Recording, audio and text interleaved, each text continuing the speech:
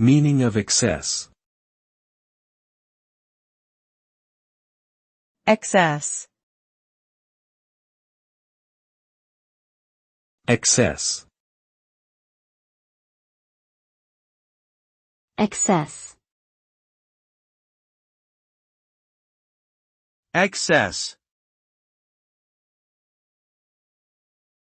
The term excess refers to something that is more than what is necessary, appropriate, or desired. It is an amount or degree that exceeds what is reasonable or expected. Excess can refer to a variety of things, such as food, money, emotions, or behavior. For example, eating too much food can lead to excess weight gain, spending too much money can lead to financial difficulties, and displaying excessive anger can damage relationships. In general, excess tends to have negative consequences and is often associated with immoderation or lack of self-control.